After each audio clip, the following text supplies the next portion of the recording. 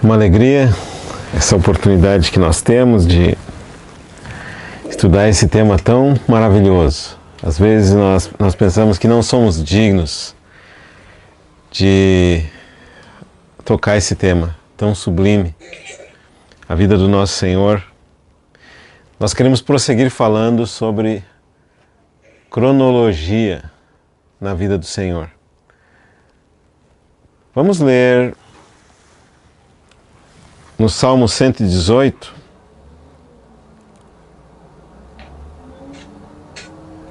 versículo 22, para iniciar o nosso compartilhar de hoje. A pedra que os construtores rejeitaram, essa veio a ser a principal pedra angular. Isto procede do Senhor e é maravilhoso aos nossos olhos.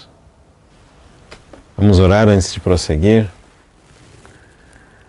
Amado Senhor, obrigado.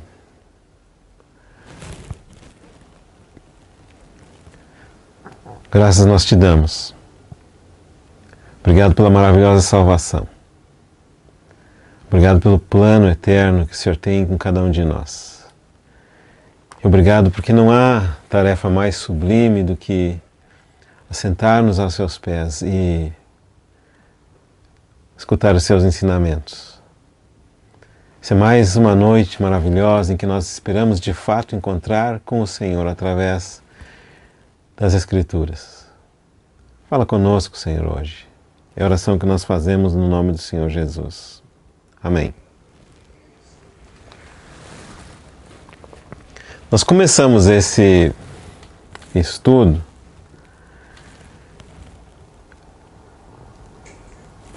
ao constatar que não há muitas informações históricas nos evangelhos. Os evangelhos é a nossa fonte de informação a respeito da vida do nosso Senhor, especialmente a respeito daquela porção da vida do nosso Senhor em que Ele esteve aqui na terra. No livro de Hebreus, no capítulo 5, versículo 7, essa parte da vida do nosso Senhor é referida como nos dias da sua carne. Nós sabemos que a vida do nosso Senhor é muito mais ampla, especialmente porque Ele existiu mesmo antes de vir ao mundo, diferentemente de nós. Ele existiu antes, Ele sempre existiu. Nós sabemos que também no período do Antigo Testamento Ele se manifestou em diferentes ocasiões, em forma humana ou na aparência de um anjo.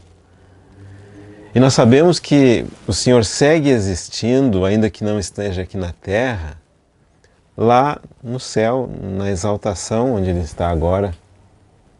E Ele seguirá existindo na glória, quando a sua glória for manifesta.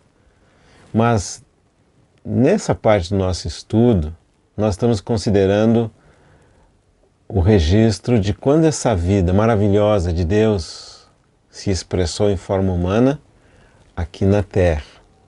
Nós podemos dizer que o Senhor entrou na história. Nós damos graças a Deus por isso. Mas quando nós vamos examinar os relatos da história do nosso Senhor aqui na terra, para nossa surpresa nós constatamos que nos evangelhos são muito escassos as notas históricas. Nós encontramos incidentalmente no Evangelho de Mateus a menção de Herodes, que era um rei que reinou sobre Israel um determinado período de tempo. Nós encontramos também incidentalmente a menção de um censo na época em que Quirino era governador da Síria. E também nós temos uma menção em Lucas, em especial no capítulo 3, versículo 1, que fala do início do ministério do João Batista. Fala do ministério de João Batista que ocorreu ao ano 15º do reinado do Tibério. São algumas menções da história, mas que não nos permite formar o que nós chamaríamos de uma cronologia da vida do nosso Senhor. Saber, por exemplo, dia, mês e ano do nascimento do nosso Senhor, os registros do Evangelho não nos permitem descobrir. Uma coisa que nós já mencionamos e você a essa altura deve saber é que é pouquíssimo provável ou altamente improvável que essa data que nós tentamos comemorar do 25 de dezembro seja verdadeira. Não é verdadeira. Por quê? Nós temos na Bíblia o relato de que os pastores estavam nos campos com suas ovelhas quando aquela hoste de anjos celestiais fez o anúncio do nascimento do Senhor. E depois aquele canto que houve dizendo glória a Deus nas alturas e paz na terra aos homens a quem Ele quer bem. Se fosse efetivamente dezembro, aqueles pastores não estariam ao ar livre, como nós dizemos, nos campos, provavelmente estariam recolhidos em alguma caverna ou algum lugar protegido por causa do frio extremo naquela época do ano em Israel. Às vezes até ocorre nevasca em Jerusalém. É provável que esse evento do nascimento do Nosso Senhor tenha ocorrido por volta de março, abril, início da primavera, quando de fato os pastores podem estar no campo à noite, a temperatura permite. Mas ainda assim nós não conseguimos fazer uma conclusão da data do nascimento do Nosso Senhor baseada numa informação tão pequena. Por outro lado, quando nós vamos ler os nossos evangelhos, vamos constatar que existe uma informação muito rica, muito detalhada, ampla, que nos permitiria provavelmente calcular até mesmo o ano, o mês, o dia e, pasmem, a hora da morte do nosso Senhor Jesus Cristo na cruz do Calvário. Através do estudo da profecia, junto com as informações detalhadíssimas que nós temos na Bíblia, nós poderíamos calcular, estimar, então, quando o nosso Senhor morreu na cruz do Calvário. Tem 5 ou 6 capítulos no Evangelho de Marcos, 4 ou mais longos capítulos no Evangelho de Mateus, 7 capítulos no Evangelho de João e talvez outros 5 no Evangelho de Lucas. E isso é uma demonstração para nós que, do ponto de vista de Deus, é muito mais importante a morte do nosso Senhor do que o seu nascimento. Na verdade, o nascimento foi apenas um meio para que Ele pudesse vir e morrer na cruz do Calvário para dar a vida para mim e para você. Isso nos mostra que o principal interesse da Bíblia não é satisfazer a nossa curiosidade histórica, embora evidentemente a Bíblia e os Evangelhos em especial sejam livros históricos, mas o principal propósito da Bíblia é que nós encontremos a salvação que nos é dada em Cristo Jesus. O principal propósito pelo qual a palavra de Deus nos é dada, conhecer a Deus na face de Cristo. Nós nunca deveríamos esquecer isso. E uma vez tendo conhecido a Deus, primeiro propósito, o segundo motivo é conhecer o propósito que Deus tem para conosco em Cristo Jesus. Hoje nós temos Jesus Cristo como o Filho na glória. E o propósito do nosso Senhor Jesus Cristo é um dia ter os filhos na glória. Então esse estudo que nós estamos fazendo, obviamente, tem como propósito dar mais informação para nós.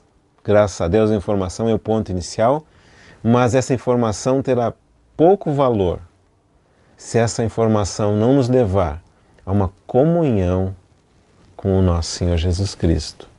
Não nos levar a prostrar-nos diante dos seus pés em adoração e em devoção. Esse é o nosso alvo quando estamos estudando juntos. Agora você poderia pensar uma coisa. Será que eles não sabiam calcular os anos na época do nascimento do Nosso Senhor? Ou será que eles não sabiam usar calendários na época do Nosso Senhor? Na verdade, eles sabiam. Por isso, na outra ocasião em que nos encontramos, nós lemos também um salmo do Moisés, que é o Salmo 90. Eu gostaria de voltar para esse salmo um pouquinho e ler os primeiros 12 versículos desse salmo,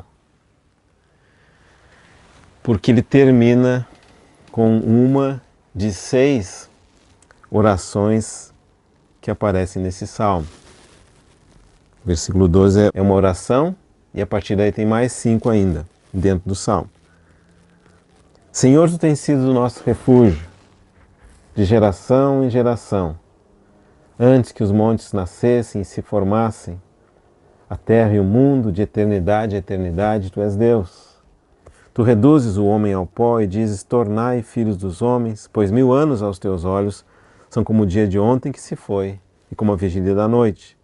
Tu os arrastas na torrente, são como um sono, como a relva que floresce de madrugada viceja e floresce, à tarde murcha e seca, pois somos consumidos pela tua ira e pelo teu furor conturbados. Diante de ti puseste as nossas iniquidades, e sob a luz do teu rosto os nossos pecados ocultos. Pois todos os dias se passam na tua ira, acabam-se os nossos anos como um breve pensamento. Os dias da nossa vida sobem a 70 anos, ou, em havendo vigor a 80, neste caso o melhor deles é canseiro e enfado, porque tudo passa rapidamente e nós voamos. Quem conhece o poder da tua ira e a tua cólera segundo o temor que te é devido? Aqui vem a oração. Ensina-nos a contar os nossos dias para que alcancemos coração sábio. Nós vemos aqui Moisés pedindo que Deus o ensinasse a contar os dias. Com qual finalidade? Para que cada dia de vida dele fosse um dia válido na presença de Deus.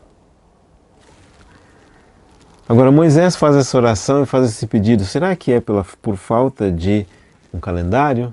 Na verdade não.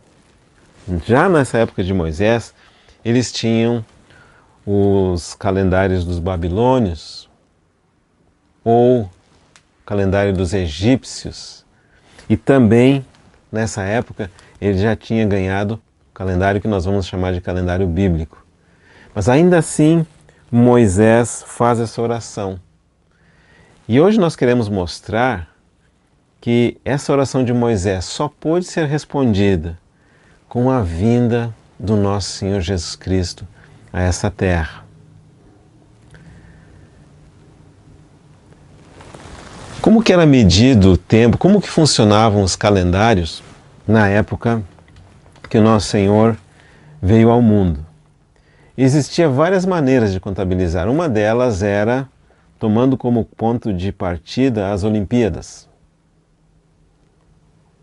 Então você contava os anos a partir do ano de determinada Olimpíada. Você poderia dizer, a Roma foi fundada depois da 7ª Olimpíada, 3 anos depois da 7ª Olimpíada. Mas para você ver que é um sistema complexo de contabilizar o tempo. Depois, cada reino que existia tinha sua contagem, especialmente baseado no reinado de determinados monarcas.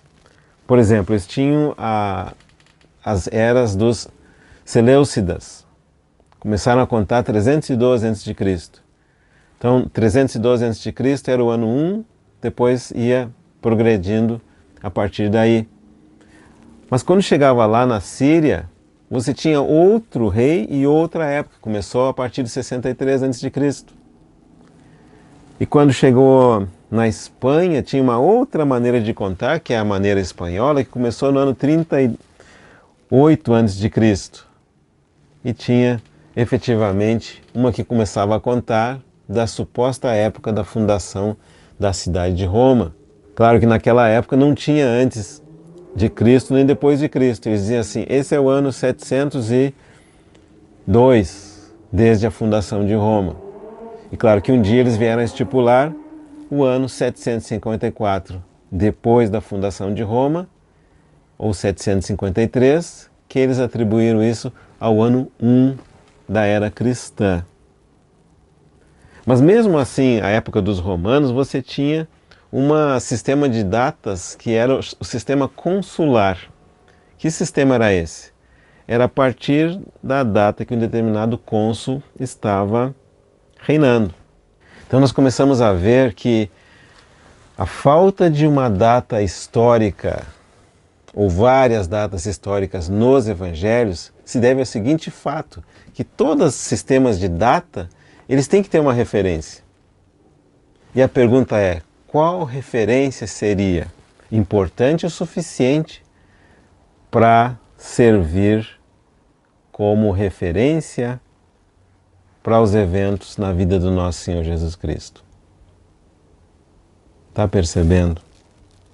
A partir daí nós começamos a ver que na época do nosso Senhor não tinha uma referência única no sistema de datas. Essa referência veio a ser adotada 525 anos depois do nascimento do nosso Senhor Jesus Cristo. E na verdade, um sistema único, tomando o nascimento do nosso Senhor Jesus Cristo como referência, que é o sistema que nós temos hoje, foi adotado 1500 anos depois do nascimento do nosso Senhor Jesus Cristo. E alguns países adotaram, como a China, por exemplo, somente em 1949 adotaram um sistema que nós usamos hoje de datagem dos anos e meses e dias, que é o calendário chamado gregoriano. Mas um dia, em 1949, até a grande China, que não acredita em Deus, muito menos no Filho de Deus, teve que se dobrar e adotar o sistema que é universalmente conhecido, que data os nossos anos, meses e dias a partir da suposta data que o nosso Senhor Jesus Cristo veio a esse mundo. Não é impressionante? Não é uma comprovação de que efetivamente aquele a quem os homens rejeitaram, Deus o fez Senhor e Cristo? Não é uma comprovação de que o nosso Senhor Jesus Cristo é, sem dúvida nenhuma, o centro do universo? Ele está assentado no lugar central de autoridade do universo e também hoje ele é o centro da história. Você não consegue apresentar um documento de identidade, nem assinar um contrato, nem fazer qualquer negócio no mundo civilizado se não reconhecer, por exemplo, no dia de hoje, que há um dia, 11 meses, 2018 anos atrás, é a suposta data da entrada do Salvador da humanidade no mundo. É a data em que o nosso Cristo nasceu. É impressionante como que toda a história tem que se dobrar à ação soberana do Deus do céu, do Pai, do nosso Senhor Jesus Cristo, que é o nosso Senhor, a quem nós amamos, a quem nós servimos, a quem nós queremos adorar. É impressionante. Mas agora, nós queremos fazer a seguinte observação. Por que é que os homens perderam essa referência? Ou não tinham essa referência? Em primeiro lugar, porque todos esses reis que vieram antes e também os que vieram depois do nosso Senhor Jesus Cristo, eles são mortais. Um sistema baseado em alguém que é mortal, obviamente não é um sistema que pode durar para sempre. E por que o sistema baseado no nosso Senhor Jesus Cristo vai durar para sempre? Porque o nosso Senhor Jesus Cristo é o único que, embora tendo estado morto, hoje vive. Nós não estamos estudando a história de alguém que morreu e ficou na morte. Nós estamos estudando a história de alguém que morreu e ressuscitou. E isso é a grande maravilha da vida do nosso Senhor Jesus Cristo, a qual nós estamos estudando. Agora, o que aconteceu quando o Senhor Jesus Cristo veio ao mundo? A Bíblia fala que ele veio para os que eram seus e os seus não o receberam. Eles rejeitaram o autor da vida. Eles disseram não para o príncipe da paz. E por causa disso, eles perderam a referência. Não é verdade isso também na nossa vida pessoal? Pensa no que era a nossa vida antes de ter o Senhor Jesus Cristo. Claro que eu nunca recomendo que a gente pense muito sobre isso. Porque era uma vida que não tinha propósito. Era uma vida que não tinha referência. Nós não sabíamos de onde nós viemos, não sabíamos por que nós estávamos aqui e não sabíamos para onde estávamos indo. Nós não tínhamos uma referência. A nossa história era uma história que não tinha praticamente significado. Quando nós tiramos a Jesus da nossa vida, a nossa vida perde qualquer senso de significado.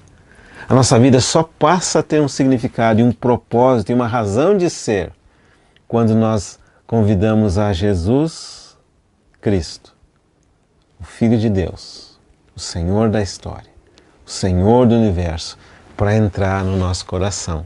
A partir daí, a oração de Moisés pode ser respondida porque com Jesus Cristo, todo dia e cada dia conta. Graças a Deus por isso.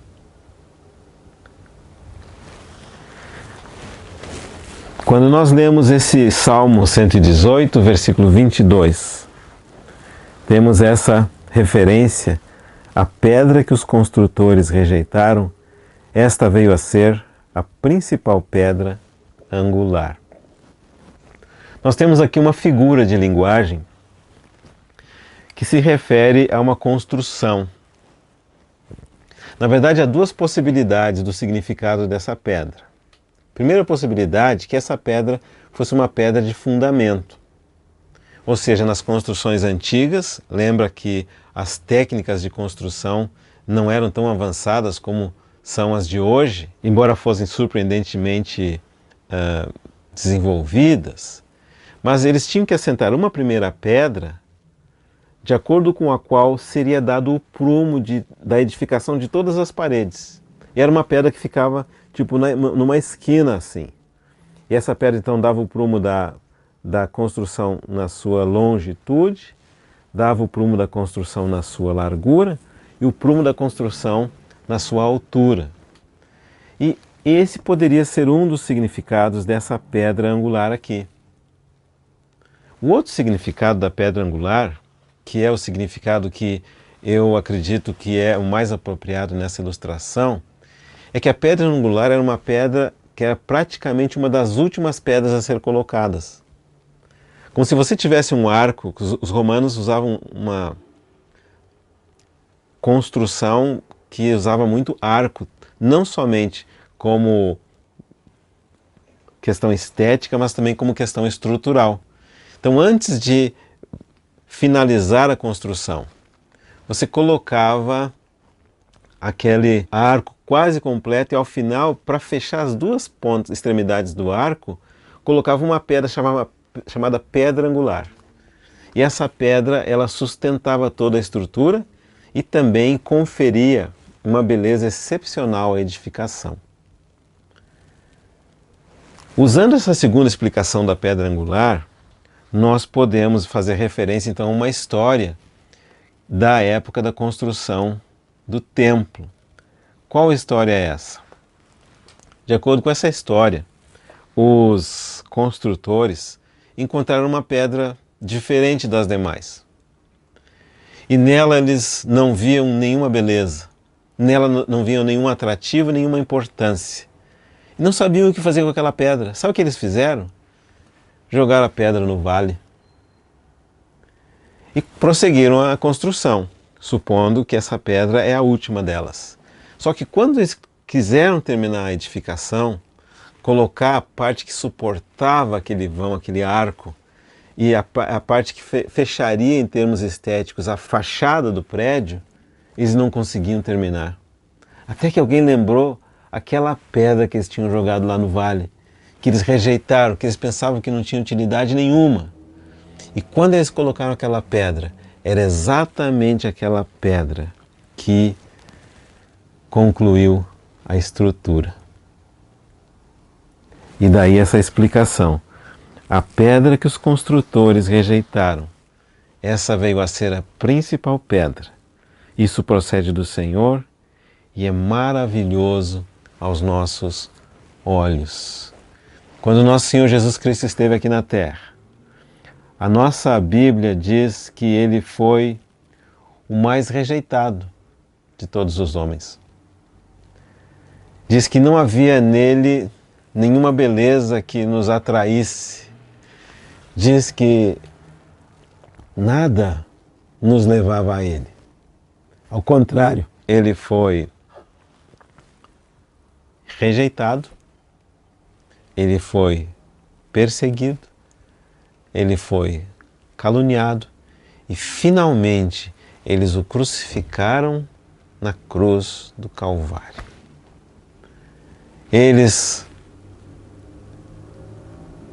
Os próprios concidadãos judeus,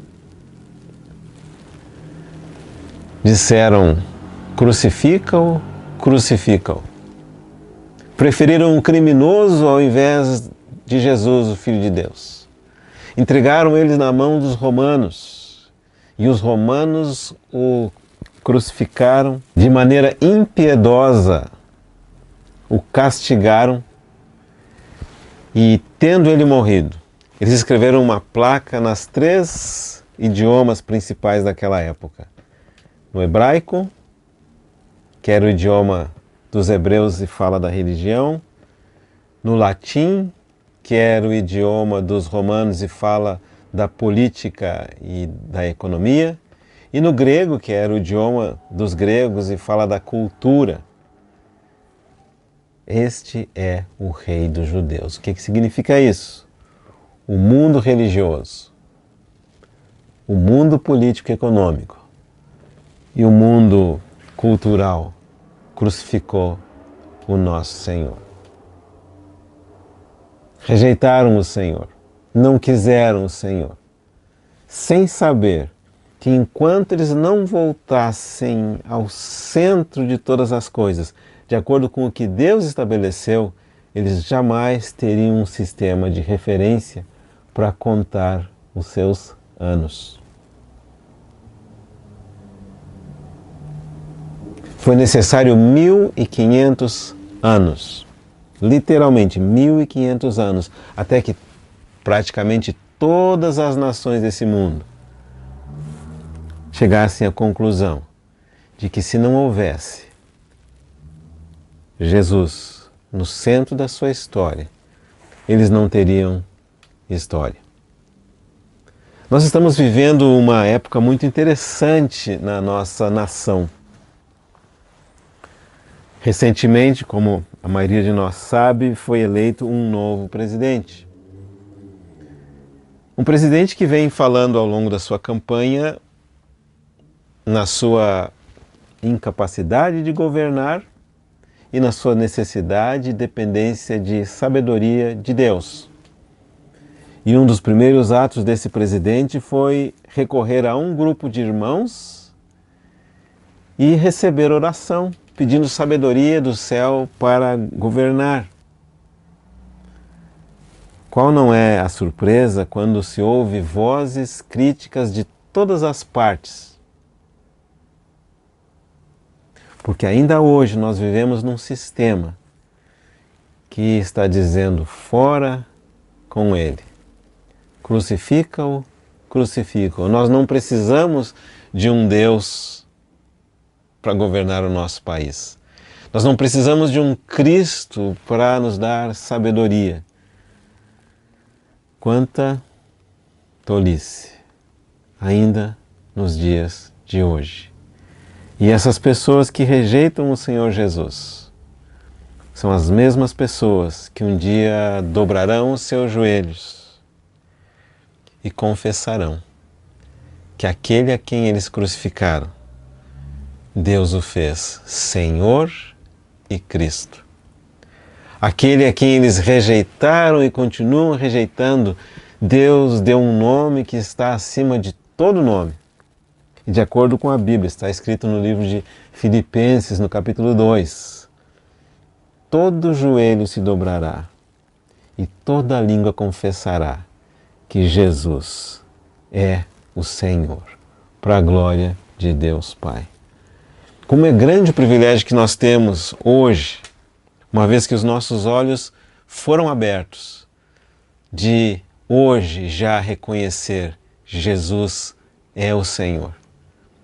Se nós reconhecemos que Ele é o Senhor do universo, e nós temos reconhecido que Ele é o Senhor da nossa vida, e um dia, quando Ele for manifesto, com Ele nós também seremos manifestos. Hoje Ele é o Cordeiro crucificado, um dia Ele será o Cordeiro no trono exaltado e manifesto, reinando, e nós com Ele reinaremos, segundo os princípios que a Bíblia nos ensina. Isso é maravilhoso.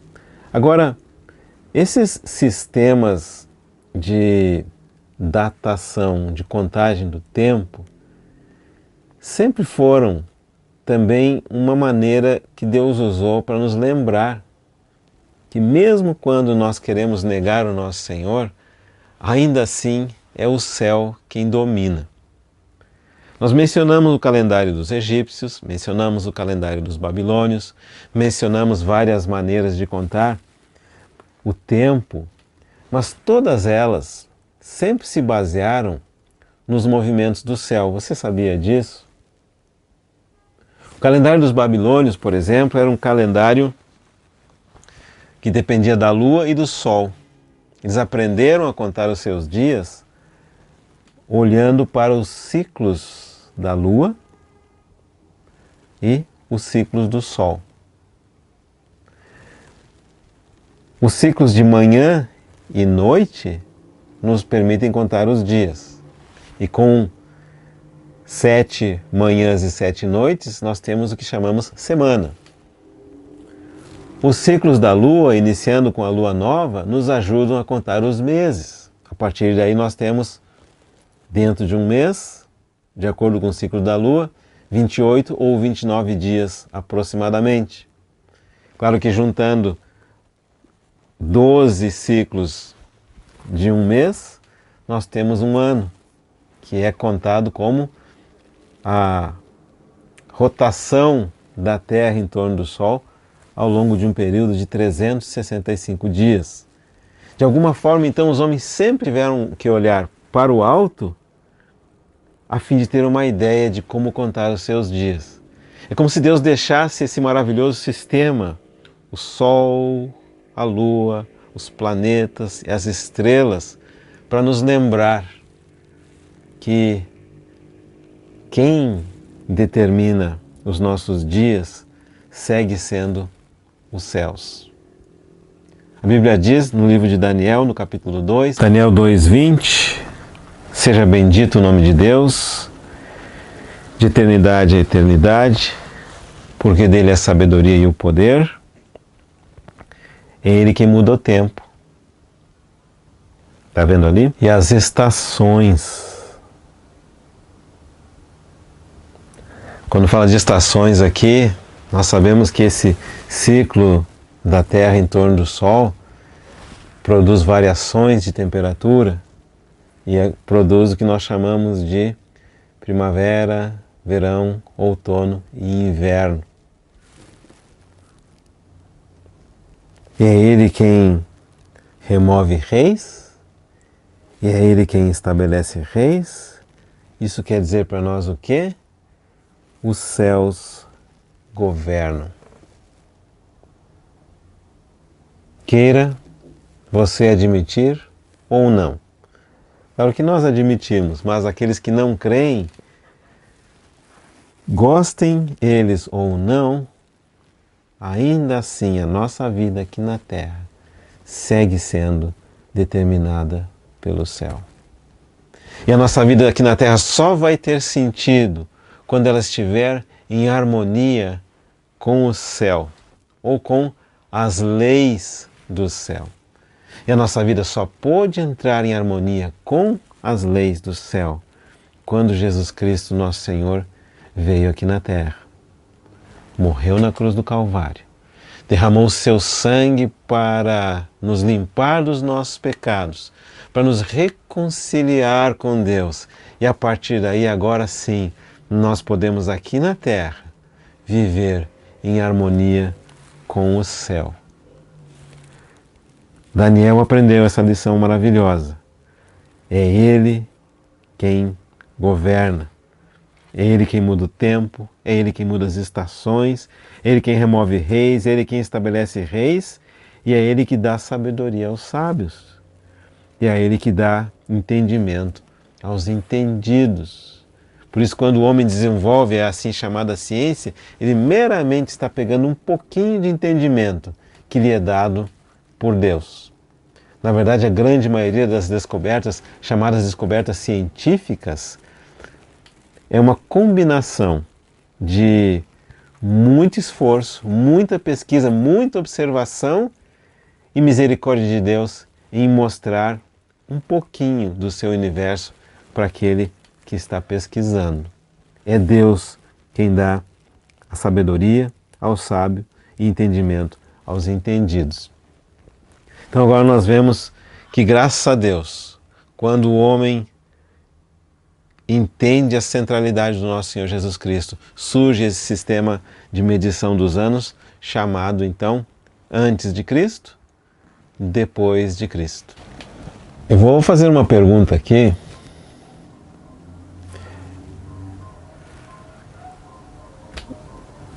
Quando é o dia do nascimento do nosso Senhor?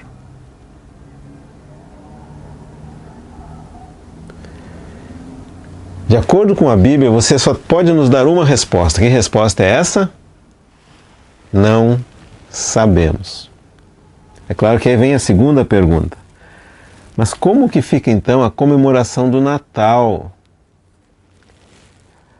E a nossa resposta é a seguinte: você pode comemorar o que quiser, quando quiser. Nós não vamos discutir aqui se nós, como cristãos, devemos ou não devemos comemorar o Natal. Mas nós queremos deixar muito claro aqui que a Bíblia não nos autoriza, nem nos ordena, também não proíbe comemorar a data do nascimento do Senhor Jesus Cristo.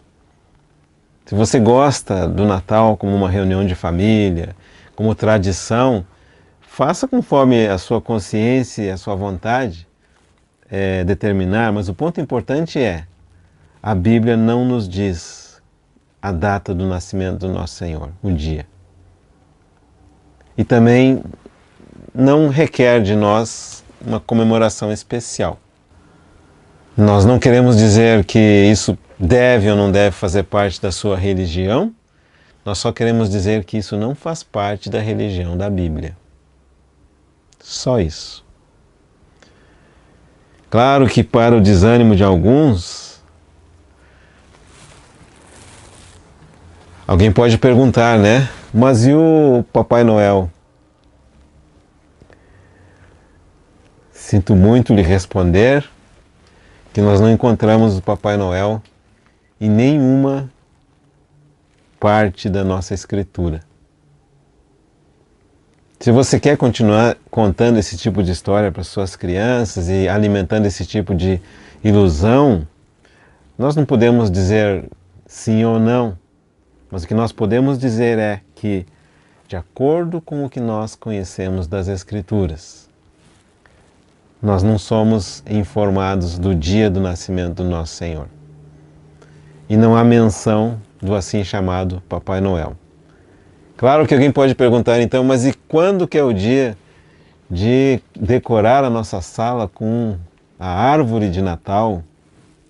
Sinto muito desmanchar, mas essa tradição nós não encontramos nas Escrituras nenhuma porção nos incentivando, nos autorizando ou sequer mencionando uma árvore de Natal. Na verdade, o que nós encontramos nas Escrituras é que Deus deseja que nós comemoramos sim o quê? A sua morte e ressurreição. Quando? Quando nos reunimos em memória do Senhor Jesus, Ele quer que nós lembremos da sua morte na cruz do Calvário e da sua ressurreição. Esse é o cristianismo da Bíblia. O cristianismo que valoriza, que eleva, que endeusa a mãe e o seu filho, que valoriza e endeusa 25 de dezembro ou 6 de janeiro. Para você ter uma ideia, a data de 25 de dezembro é desconhecida antes do século IV depois de Cristo, ou seja, nos 400 primeiros anos depois da vinda do nosso Senhor Jesus Cristo, não havia menção de 25 de dezembro como uma data para o suposto Natal ou nascimento do Senhor Jesus. E, a partir do ano 400, duas datas foram candidatas. Uma delas na Igreja Ocidental, que é o 25 de dezembro, outra data na Igreja Oriental Ortodoxa, que é o 6 de janeiro. Para você ter uma ideia. Mas tudo isso mais de 400 anos depois do nascimento do nosso Senhor Jesus Cristo. É um acréscimo da tradição que não se encontra nas Escrituras. Todos aqueles cânticos de Natal, aquela emoção que algumas pessoas passam, a troca de presentes, aquele clima chamado espírito de Natal, não faz parte das Escrituras. Por isso é tão importante esse estudo que nós estamos fazendo, para que nós não coloquemos a nossa emoção no lugar errado. Na verdade, se você fosse comparar as estatísticas, período de Natal e período de Carnaval são igualmente ruins no sentido do aumento de tragédias, suicídios, mortes, excessos e, em geral, especialmente agora no nosso lado ocidental aqui, Natal tem sido uma época que é caracterizada por permissividade. Não tem sido caracterizado por lembrarmos do nosso Senhor Jesus. Então, eu sinto muito se essa parte do estudo desmancha algumas das suas tradições, pensamentos bonitos, mas não faz parte da nossa Escritura. Importante mencionar isso. E claro, por outro lado, a morte do nosso Senhor, ela deve ser lembrada. Quando nós reunimos, partimos o pão e compartilhamos do fruto da videira, seja o suco da uva ou o vinho, nós estamos lembrando da morte do Senhor até que Ele venha. E parece que nós somos uma espécie de masoquistas com isso, né? Mas na verdade não é, porque nós lembramos da morte e da ressurreição do Senhor. Lembramos que Ele morreu, mas ressuscitou. Lembramos que a verdade não está aqui conosco, mas um dia estaremos com Ele para sempre. E a outra coisa que é importante lembrarmos nisso é que no mundo que nós vivemos, se você pensar bem, retirando as coisas boas que nós temos pelo fato de conhecermos a Deus em Cristo Jesus, o que tem de bom para a gente comemorar? Um mundo cheio de dores, cheio de ódio, cheio de controvérsia, cheio de mentiras e assassinatos e coisas ruins. O que tem para comemorar nesse mundo? E mesmo que tivesse, suponha que você viveu uma vida muito boa, que é uma coisa que tem acontecido com algumas pessoas de poder aquisitivo. Sabe aquelas pessoas que são ricas, que não têm mais a preocupação que alguns de nós temos? O que eu vou comer amanhã, meio-dia? E onde que eu vou morar nos próximos anos? Qual vai ser a minha aposentadoria? Você conhece pessoas que são muito ricas. Eu estou dizendo muito ricas mesmo. Que eles fazem assim, eles podem usar milhões à sua disposição. Pode dormir numa cama literalmente de ouro. A grande preocupação deles é Que adianta eu ter toda essa riqueza e saber que eu vou morrer? Então, a preocupação dessas pessoas que têm muito poder aquisitivo, qual é? A preocupação delas é como prolongar a vida. Aí eles fazem ginástica, eles fazem massagem, eles comem de maneira saudável e eles tentam se prolongar a sua vida, mas infelizmente não há possessão material nessa terra capaz de prolongar a nossa vida, exatamente de acordo com aquilo que o salmista diz no seu salmo. Que a nossa vida é um sopro, que o melhor dela é canseira. E quando você põe a cabeça no travesseiro e pensa nos últimos, aqui nós podemos dizer tranquilamente, né? Nos últimos 50 anos, onde que foi? Né? Passou. Ontem o meu filho era uma criança no meu colo, hoje quase que ele me carrega no colo. O que é a nossa vida? É um sopro, é passageiro, é como um sonho, é como uma noite que passou. Então vem essa oração: Senhor, ensina-nos a contar os nossos dias. Com qual finalidade? Para que o somatório de tudo isso encontremos um coração sábio. E o que é um coração sábio? É um coração... Deixa eu dizer primeiro o que é um coração não sábio. O que é um coração não sábio, um coração tolo? Diz assim: o tolo diz no seu coração, não há Deus. Eu sou o meu rei. Eu sou o meu Senhor. Tudo que está aí é acaso.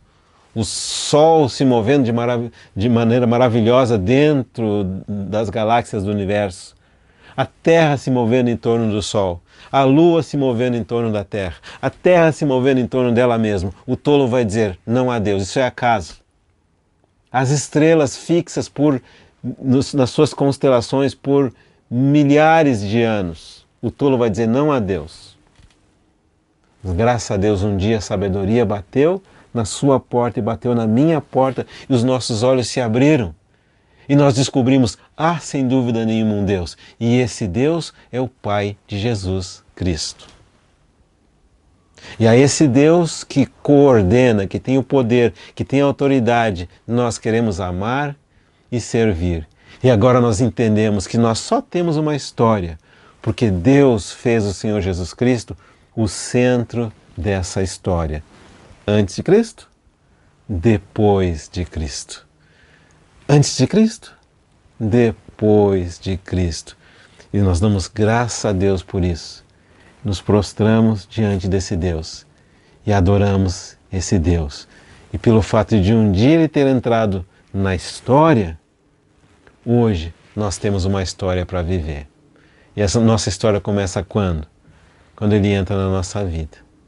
Primeiro dia. Foi à tarde e foi amanhã. E é assim que Deus ensinou o povo de Israel a contar os seus dias. Como é que eles começaram a contar os seus dias? Logo depois que eles saíram do Egito. No dia em que eles saíram do Egito, esse se tornou o primeiro dia da existência deles. 2 semanas depois que apareceu a lua nova daquele primeiro mês, eles comemoraram a primeira Páscoa. O que era a primeira Páscoa? Aquele dia em que eles se lembraram que eles saíram do Egito porque o cordeiro foi morto no lugar do primogênito. Exatamente como acontece na nossa vida espiritual. Por isso a Bíblia fala, quando alguém está em Cristo, é uma nova criação. Nós tínhamos uma vida velha, talvez 50 anos para trás, de pecado, 50 anos para trás de frustração, 50 anos para trás de rejeição, mas no dia em que o Senhor Jesus entrou na nossa vida, nós somos feitos uma nova criação. Um universo se abre diante de nós e a contagem começa do zero. Porque agora, com Jesus em nossa vida, não há limites para a felicidade.